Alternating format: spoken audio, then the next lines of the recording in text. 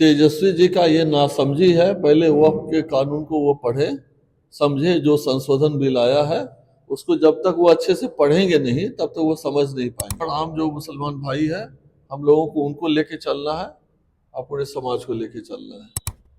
तेजस्वी जी को तो पहले ये बताना चाहिए कि नौकरी कहाँ से लाएंगे।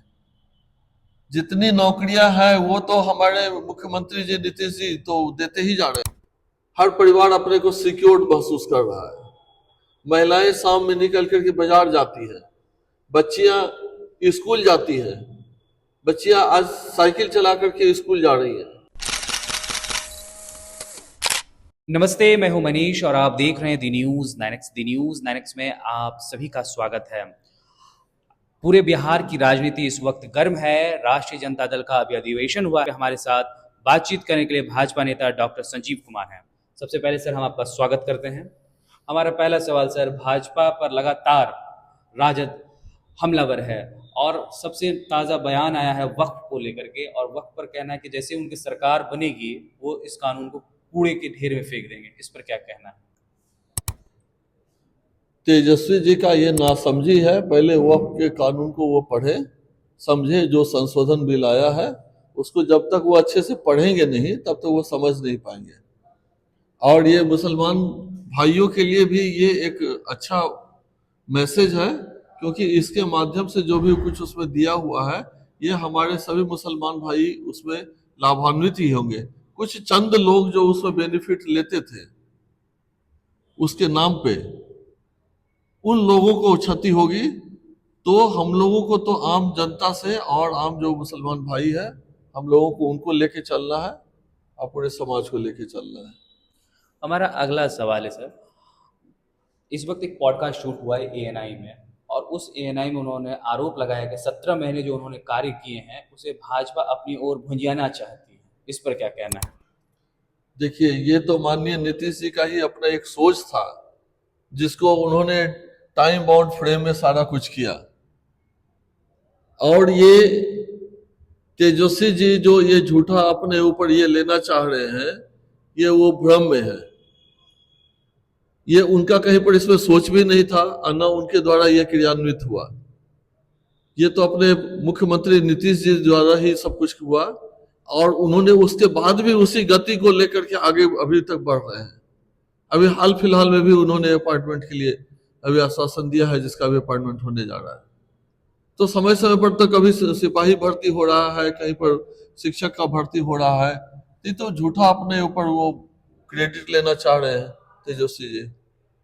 जो वो कहते हैं आएंगे तो नौकरियों की बहार लाएंगे, और दूसरी तरफ नीतीश जी कहते हैं कहाँ से नौकरियां लाएंगे। नौकरियों को लेकर के झगड़े हो रहे हैं, लेकिन भाजपा इस मामले पे चुप है, ऐसा क्यों? तेजस्वी जी को तो पहले ये बताना चाहिए कि नौकरी कहाँ से लाएंगे। जितनी नौकरियां हैं वो तो हमारे मुख्यमंत्री जी नीतीश जी तो देते ही जा रहे हैं। तो आप कहाँ से वैकेंसी कौन सा जगह पर लाएंगे, आप पहले बताएं तो।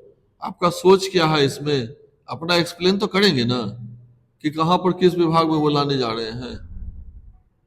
तो इसलिए ये सब तो झूठा क्रेडिट अपना है लेने के लिए, जनता को गुमराह करना चाह रहे हैं। और हमारी जो बिहार की जनता है वो समझदार है और समय पर उसका जवाब देगी। पटना में हालिया ताज़ा एक घटना घटी है जिसमें गोपाल खेमका की हत्या हुई। बिहार के लॉ एंड ऑर्डर पर सवाल खड़े हो रहे हैं। इस पर क्या कहना है? ये बहुत ही दुखद घटना है और हम सभी इससे दुखी हैं। इस घटना से प्रशासन तत्पर है इसके जांच पड़ताल के लिए, और माननीय मुख्यमंत्री जी ने तुरंत संज्ञान लेकर के सारे पुलिस अफसर को बुला करके उनको इमीडिएटली अरेस्ट करने का उन्होंने भरोसा भी दिया है, और उसके लिए वो पहल हो चुका है। देखिए, बिहार में लगातार अपराध का ग्राफ कहा जा रहा है कि बढ़ रहा है, और विपक्ष लगातार, अपोजिशन ये आरोप लगा रहा है कि बिहार में महाजंगल राज है। इस पर क्या कहना है? बोलने के लिए कुछ भी बोल सकते हैं। अपने जंगल राज को जब याद करेंगे तो शाम में 6 बजे के बाद से लोग घर से बाहर नहीं निकलना चाहते थे। आज ये स्थिति बदल गया है कि रात में भी परिवार के साथ लोग बेखौफ होकर के कहीं भी दूर की जर्नी भी कर लेते हैं। हर परिवार अपने को सिक्योर्ड महसूस कर रहा है। महिलाएं शाम में निकल करके बाजार जाती है, बच्चियां स्कूल जाती है, बच्चियां आज साइकिल चला करके स्कूल जा रही है। तो उन लोगों को भरोसा हुआ है तभी तो, और ये अपना वो क्रेडिट लेना चाह रहे हैं तो ये फालतू वाली बात है। उस समय तो बच्चियों का पढ़ाई लिखाई तक हैम्पर हो गया था, घर से कोई बाहर निकलना नहीं चाहते थे, स्कूल में उपस्थिति कम हो गई थी, शाम के समय में हर जगह पर वो सूनापन दिखता था बाजार में। ये स्थिति तो बनी हुई थी उस समय।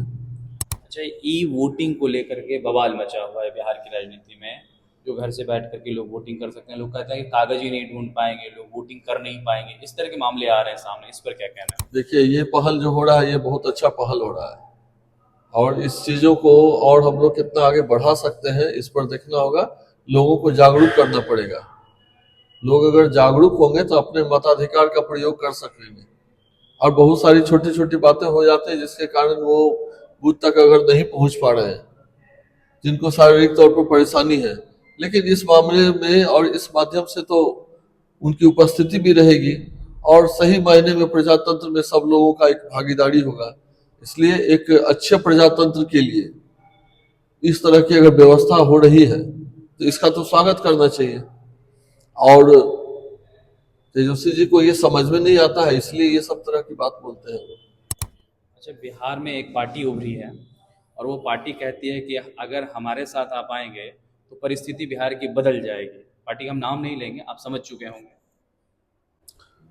जिस ढंग का अभी प्रोग्रेस हो रहा है बिहार में, और नौकरियों का जिस ढंग से अभी बहार है, सड़क का कनेक्टिविटी है, शिक्षा के स्तर में दिनों दिन सुधार होने की बात हो रही है, स्वास्थ्य में भी जगह जगह पर एडिशनल पीएससी भी खुला है और हेल्थ एंड वेलनेस सेंटर खुला है। तो हम लोगों को और इस पर सुनिश्चित करना है कि इसमें नर्सेस की व्यवस्था हो, डॉक्टर्स की व्यवस्था हो। उन चीजों को हम लोगों को और डे बाय डे हम लोगों को सुधारना है। ये चीज और इम्प्रूव करेगा तो स्वास्थ्य में और शिक्षा के क्षेत्र में और भी विकास होगा। कोई ऐसा जो कोई कहते हैं तो कोई किसी के पास ऐसा जादू का छड़ी नहीं है कि वो घुमाएंगे और सब कुछ रातों रात बदल जाएगा। जिस प्रोसेस से चल रहा है इसी प्रोसेस से चलना होगा, और हम लोग आगे भी इसी तरीके से बढ़ते रहेंगे।